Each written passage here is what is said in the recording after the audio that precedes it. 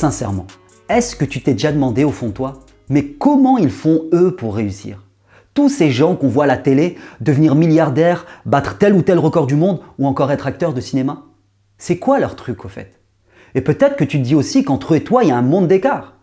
Un monde qui est fait de chance bien sûr, de prédisposition génétique à accomplir des choses exceptionnelles et que toi, de toute manière, quoi que tu fasses, alors tu pourras jamais les égaler. Eh bien, je vais te montrer dans cette vidéo que ce que tu crois sur toi et sur ton incapacité à atteindre les hautes performances, eh bien, c'est pas forcément vrai.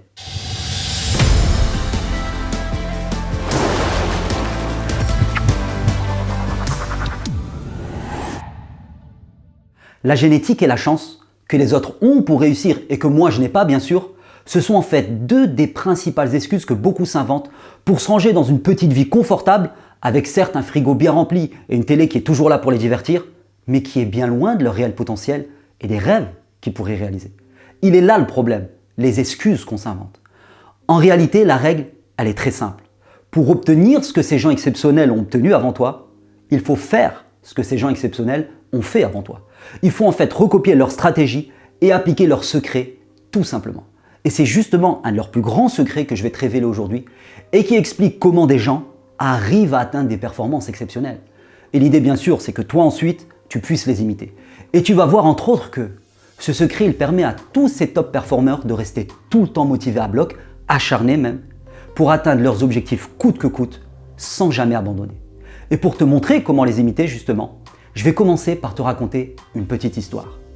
Cette histoire, c'est celle de James Buster Douglas, un boxeur américain jusque-là inconnu du grand public, mais pendant l'hiver 90, sa vie va complètement basculer. On est le 3 février 1990 pour être plus précis, et c'est le jour où James Buster Douglas est confronté, lors d'un combat de boxe, à l'indétrônable Mike Tyson qui remet en jeu sa ceinture de champion du monde. Et pour celles et ceux qui ne se souviennent pas de Mike Tyson, qui est certainement un des plus grands boxeurs de tous les temps, eh bien sachez qu'avant son combat contre Douglas, il n'avait jamais perdu et il avait pas moins de 37 victoires à son actif, dont 33 sur KO. C'est pour vous dire la stature qu'avait Iron Mike, comme on l'appelait à l'époque, comprenez le Mike de fer, et tout le monde, je dis bien tout le monde, s'attendait à un non-combat et au fait que Mike Tyson ne fasse qu'une seule bouchée de James Douglas, dont personne ou presque n'avait jamais entendu parler. Le combat commence, on est à Tokyo et déjà première surprise parce que durant les premiers rounds, James Douglas l'inconnu fait plus que se défendre et il va même jusqu'à malmener le champion en titre Mike Tyson, le tout sous les yeux des 40 000 spectateurs qui étaient venus s'amasser au Tokyo Dome pour voir en live le massacre auquel tout le monde s'attendait. Et le premier tournant du combat a lieu au 5e round quand l'œil gauche de Tyson gonfle tellement qu'il commence à se fermer. Et son staff était tellement pas habitué à ça qu'il n'a même pas su le soigner correctement en se contentant, imaginez-vous, de remplir un gant de latex avec de l'eau du robinet. Le combat se prolonge, Tyson est affaibli et il y a Douglas qui continue ses offensives. Mais au 8e round, là, la situation s'inverse. Et c'est bel et bien Tyson qui fait parler son talent et sa réputation d'homme de fer en envoyant Douglas au sol, comme il l'avait fait d'ailleurs avec la plupart des adversaires qu'il avait rencontrés dans le passé. Ce que tout le monde attendait était donc en train de se réaliser. Et d'ailleurs, chaque spectateur était prêt à retourner chez lui avec ce qu'il était venu chercher, à savoir une victoire de Tyson et par KO bien sûr. Mais c'est sans compter sur cet étonnant Douglas qui, contre toute attente, se relève. Encore plus surprenant, il n'a même pas l'air sonné et il continue à se battre avec lucidité. Il déclarera d'ailleurs après le combat « J'ai pris mon temps pour me relever.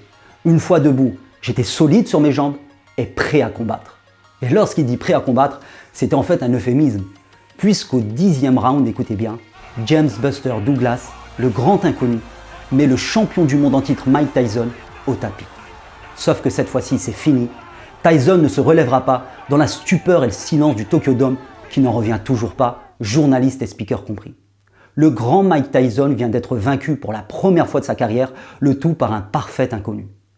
James Douglas deviendra alors le plus jeune champion du monde de l'histoire, performance qui bien sûr va transformer son existence et qui marquera à tout jamais l'histoire de la boxe. Mais ce qu'il y a de plus intéressant à tirer de cet exploit, c'est en fait ce qui est venu après le combat. Tout aussi hébété que les 40 000 spectateurs présents ce jour-là, c'est Larry Merchant qui a interrogé Douglas juste après le combat sur ce qui lui avait permis de trouver cette énergie et ce courage pour se relever, puis finalement vaincre le grand Mike Tyson. Et c'est plein d'émotions que Douglas révéla alors au micro que quelques jours seulement avant le combat, 23 jours pour être plus précis, sa maman était décédée d'une crise cardiaque. Et juste avant qu'elle ne meure, il avait promis à sa mère, dont les copines disaient d'ailleurs que son fils allait se faire massacrer, il avait promis qu'il allait battre le grand Mike Tyson, champion du monde en titre. Et c'est là que le monde entier avait en fait compris le secret de ce boxeur inconnu pour pouvoir battre Mike Tyson, qui était réputé invincible à l'époque. Douglas, dans sa déclaration, il nous a en fait révélé son why. Ce why qui lui a permis d'accomplir ce que tout le monde pensait impossible, sauf sa mère. Son why, c'est-à-dire cette raison profonde qui était de tenir la promesse qu'il avait faite à sa mère avant qu'elle meure et qui lui a permis de se dépasser et d'atteindre son but. Qu'est-ce qui a donc bien pu pousser Douglas à se relever au 5e round lorsque Tyson l'avait envoyé au tapis, alors que personne lui en aurait voulu s'il était resté KO? Tout le monde s'attendait à sa défaite de toute manière, et donc tout le monde aurait trouvé ça tout à fait normal. Qu'est-ce qui a bien pu lui donner la force pour persévérer et pour atteindre son objectif coûte que coûte, sans jamais abandonner?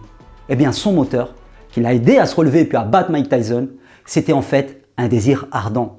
Un désir ardent d'obtenir quelque chose qu'il avait en l'occurrence promis à sa mère.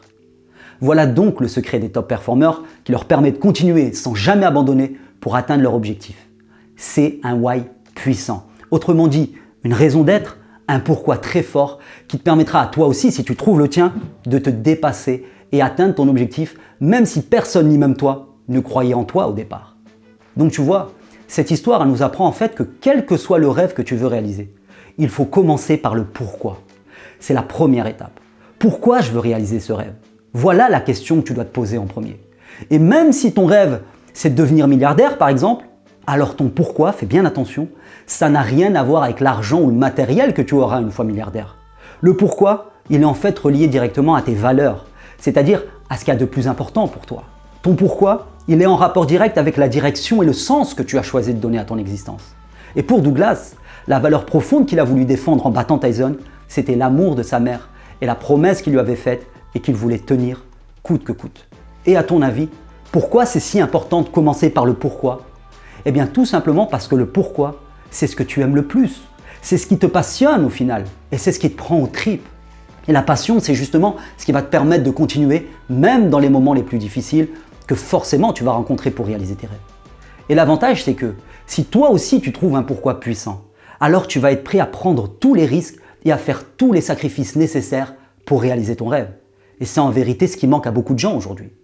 Et pour te donner un autre exemple maintenant, si ton rêve c'est de devenir riche et que ton pourquoi c'est de pouvoir acheter une voiture de luxe et une villa grâce à cet argent, alors il y a de grandes chances que tu abandonnes tes efforts au bout de quelques mois à peine.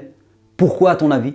Eh bien tout simplement parce que tu vas te rendre compte que tous les efforts et les sacrifices que tu dois faire pour devenir riche, ils sont en fait beaucoup trop importants pour simplement obtenir à la fin une maison et un bolide. Tu vas te démotiver en cours de route et tu vas te contenter volontiers de l'appartement et de la voiture que tu as actuellement.